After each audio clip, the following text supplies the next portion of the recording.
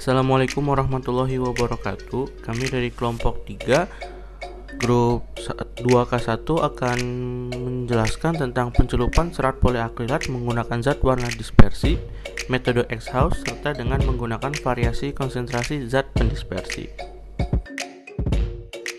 Maksud dan tujuan untuk mengetahui bagaimana proses pencelupan pada serat poliakrilat dengan menggunakan zat warna dispersi, metode X-House, dan dengan menggunakan variasi konsentrasi zat pendispersi. Tujuan A. Untuk mengetahui cara pencelupan serat poliakrilat menggunakan zat warna dispersi, metode X-House. B. Untuk mengetahui pengaruh variasi konsentrasi zat pendispersi terhadap hasil pencelupan, baik hasil kerataan warna maupun ketuaan warna, sehingga dapat diperoleh resep yang optimum atau baik untuk pencelupan serat poliakrilat dengan menggunakan zat warna pendispersi. Dasar teori. Yang pertama ada serat poliakrilat. Serat poliakrilat merupakan kopolimer, yaitu polimer hasil dari reaksi polimerisasi yang terdiri dari campuran poliakrilonitril dengan polimer yang lain yang mengandung gugus-gugus yang bersifat anionik seperti karboksil atau sulfonat agar mudah dicelup. Serat ini sangat kuat, hidrofob, dan sukar dicelup, serta poliakrilat mempunyai ketahanan panas yang lebih baik dibandingkan serat lainnya, mudah melepaskan kotoran sehingga mudah dicuci. Yang kedua ada zat warna dispersi. Zat warna dispersi adalah zat warna organik yang terbuat secara sintetik. Kelarutannya dalam air sangat kecil sekali. Zat warna dispersi merupakan zat warna yang terdispersi dalam air dengan bantuan zat pendispersi. Selanjutnya ada pencelupan poliakrilat menggunakan zat warna dispersi. Serat poliakrilat akan tercelup oleh zat warna dispersi pada suhu 95-100 derajat Celcius. Pencelupan pada suhu tersebut akan berhasil baik dan pada warna muda dan sedang. Untuk mencelup warna tua diperlukan suhu di atas 110 derajat Celcius agar dapat memperbesar penyerapannya. Akan tetapi, jika di atas 110 derajat Celcius, serat-serat poliakrilat akan mengkerut karena afinitas serat poliakrilat terhadap zat warna dispersi kecil, maka mudah diperoleh pencelupan yang rata dengan ketahanan cuci dan sinar yang baik dan tidak pula terpengaruh oleh gas-gas. Akan tetapi, sering pula terjadi penodaan karena pengaruh sublimasi sewaktu pemanasan yang berlebihan. Selanjutnya ada morfologi serat poliakrilat. Yang pertama ada penampang memanjang membentuk silinder, dan yang kedua ada penampang melintang elips bergelombang. Selanjutnya ada sifat fisika. Yang pertama ada bulky, bersifat hidrofob, moisture regain 1-2%, kekuatan 2-4 gram per denir, dalam keadaan basah 2 gram per denir, mulur sekitar 35%, dan tahan panas sampai 150 derajat Celcius. Tahan terhadap sinar matahari, tidak mengkerut dalam percucian. Elastisitas cukup baik dan tahan kusut. Sifat kimia. Tahan alkali lemah, tetapi tidak tahan alkali kuat. Tahan terhadap asam. Dapat dicelup dengan zat warna asam dan basa. Mempunyai ketahanan sinar yang baik. Tahan jika dipanaskan 150 derajat Celcius selama 2 hari tanpa menurunkan kekuatan tarik. Diagram alur proses pencelupan serat poliakrilat. Yang pertama ada persiapan alat dan bahan sesuai resep. Yang kedua ada pencelupan. Yang ketiga ada proses pencucian sesuai resep. Yang keempat ada pengeringan. Dan yang terakhir ada evaluasi ketuaan dan kerataan warna. Selanjutnya resep. Ini merupakan resep pencelupan serat poliakrilat dengan zat warna dispersi untuk berat bahan 6,35 gram. Untuk bahan yang lain, zat warna dispersi untuk semua variasi 2% OWF, lalu zat pendispersi untuk 3 variasi yang berbeda. Variasi pertama 0 ml per liter, variasi kedua 1 ml per liter, dan variasi ketiga 5 ml per liter. Untuk resep yang lainnya sama untuk semua variasi. Asam asetat 2 ml per liter, suhu 110 derajat, waktu 30 menit dengan float 1:20. Selanjutnya resep pencucian, diantaranya sabun netral 1 ml per liter, Na2CO3 1 ml per liter, suhu 90 derajat Celcius, waktu 10 menit dengan float 1:20. Selanjutnya perhitungan resep. Untuk perhitungan resep, caranya semuanya sama, kecuali di pencelupan, zat pendispersinya sesuai dengan konsentrasi sesuai variasi di resep. Dan kebutuhan larutannya juga tentu terpengaruh karena adanya perbedaan konsentrasi zat pendispersi. Untuk pencucian, perhitungannya juga sama, cuma yang membedakannya adalah resepnya. Selanjutnya, skema proses. Ini merupakan skema proses pencelupan serat poliakrilat menggunakan zat warna dispersi. Pertama-tama, seluruh resep sesuai dengan perhitungan resep dimasukkan ke dalam bak celup. Lalu, perlahan suhu dinaikkan. Ketika mencapai suhu optimum yaitu 110 derajat Celcius, pencelupan dilakukan selama 30 menit. Setelah 30 menit, suhu diturunkan.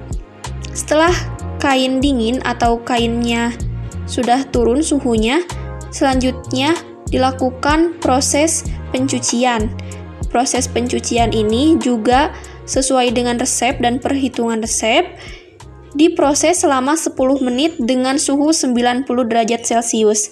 Setelah selesai proses pencucian, selanjutnya adalah proses pengeringan. Selanjutnya ialah langkah kerja. Tahap pertama yang dilakukan ialah persiapan larutan celup. Hal yang pertama dilakukan yaitu pembuatan larutan induk zat warna. Timbang 1 gram zat warna dan pastakan dengan 10 ml air, kemudian tambahkan air hingga 100 ml. Aduk hingga zat warna terdispersi merata.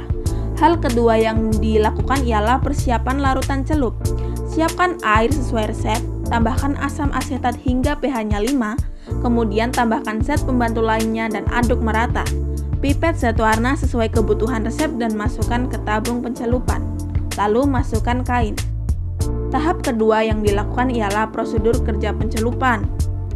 Hal yang pertama dilakukan yaitu siapkan alat dan bahan. Yang kedua, pilihlah zat warna dispersi yang sesuai untuk metode exhaust pada pencelupan kain poliakrilat. Yang ketiga, buatlah rencana proses pencelupannya seperti penyusunan diagram alir proses, pemilihan skema proses, pemilihan zat pembantu, dan penyusunan resep pencelupan.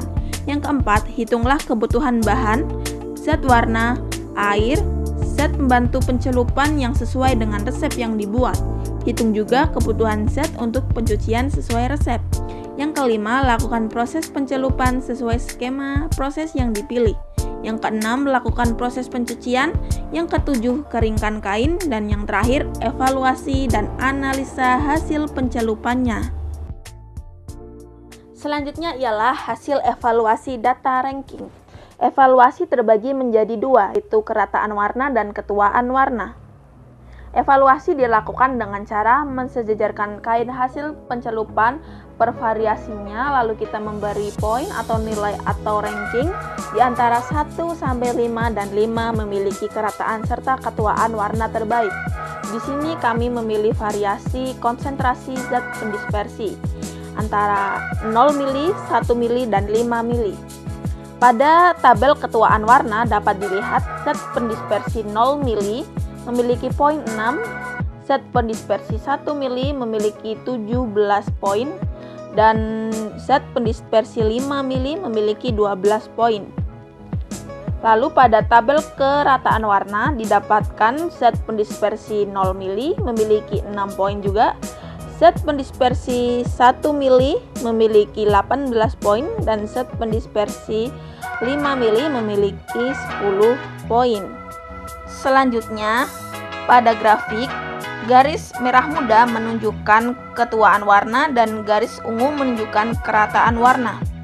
Dalam grafik tersebut terdapat titik keseimbangan atau equilibrium antara kerataan dan ketuaan warna, yaitu terjadi pada konsentrasi zat pendispersi antara 1 sampai 5 mili per liter. yang menunjukkan tingkat kerataan dan ketuaan warna yang kompatibel, yang artinya ada kesesuaian atau resepnya optimum, sehingga menghasilkan produk yang berkualitas baik dengan ditandai kerataan dan ketuaan warnanya baik. Berdasarkan hasil evaluasi data ranking menunjukkan adanya pengaruh dari perbedaan variasi konsentrasi zat pendispersi, baik itu dari ketuaan maupun kerataan warna pada kain hasil pencelupan.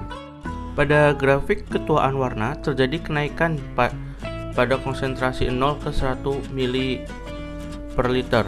Hal ini menunjukkan tingkat ketuaan warna semakin tinggi, yang artinya persentase penyerapan zat warna pada kain semakin tinggi pada konsentrasi 1 ml per liter. Namun pada konsentrasi dari 1 ke 5 ml per liter terjadi penurunan grafik. Hal ini menunjukkan tingkat penyerapan zat warna pada kain semakin kecil saat konsentrasi 5 ml per liter. Pada grafik kerataan warna terjadi kenaikan grafik, yaitu pada konsentrasi 0 sampai 1 ml per liter. Hal ini menunjukkan tingkat kerataan warna semakin tinggi, yang artinya persentase penyerapan zat warna pada kain semakin rata dan konsentrasi pendispersi 1 ml per liter. Namun pada konsentrasi 1 ml per liter ke 5 ml per liter terjadi penurunan grafik. Hal ini menunjukkan tingkat kerataan warna pada kain semakin kecil saat berkonsentrasi 5 ml per liter. Dalam grafik tersebut terdapat titik keseimbangan antara kerataan dan ketuaan warna, yaitu terjadi pada konsentrasi zat pendispersi antara 1 sampai 5 ml per liter, yang menunjukkan tingkat kerataan dan ketuaan warna yang kompatibel, yang artinya ada kesesuaian atau resepnya optimum, sehingga menghasilkan produk yang berkualitas baik dengan ditandai kerataan dan ketuaan warna yang baik. Pada konsentrasi zat pendispersi 0 ml per liter, tingkat ketuaan kerataan warnanya paling rendah karena zat warna dispersi tidak memiliki zat pendispersi, sehingga proses pendispersian zat warna dispersi tidak stabil. Terjadi agregasi dan koagulasi menyebabkan molekul zat warna besar sehingga sulit untuk larut dan sulit masuk ke dalam serat karena tidak terdispersi secara merata. Pada konsentrasi 5 ml per liter telah melewati batas titik optimum atau zat pendispersinya berlebih, sehingga konsentrasi larutan celup menjadi jenuh dan membentuk agregat yang menghalangi penyerapan dan penyebaran zat warna pada kain. Kesimpulannya, berdasarkan hasil evaluasi data ranking dan diskusi terhadap variasi konsentrasi zat pendispersi pada pencelupan kain poliakrilat menggunakan zat warna dispersi adalah sebagai berikut. Pertama, penurunan konsentrasi zat pendispersi menyebabkan penurunan ketuaan warna dan kerataan warna hasil pencelupan. Kedua, kenaikan konsentrasi zat pendispersi menyebabkan kenaikan tingkat ketuaan warna dan kerataan warna hasil pencelupan. Ketiga, jika melewati batas titik optimum atau zat pendispersinya berlebih akan menyebabkan konsentrasi larutan celup menjadi jenuh dan membentuk agregat yang menghalangi penyerapan dan penyebaran zat warna pada kain. 4. Penggunaan zat pendispersi harus optimum agar menghasilkan produk yang berkualitas baik. Resep optimumnya adalah pada konsentrasi zat pendispersi antara 1 sampai 5 ml per liter yang menunjukkan tingkat kerataan dan ketuaan warna yang kompatibel berkesesuaian sehingga menghasilkan produk hasil pencelupan yang baik. Sekian presentasi dari kelompok kami. Terima kasih atas perhatiannya. Mohon maaf apabila ada kesalahan. Wassalamualaikum warahmatullahi wabarakatuh.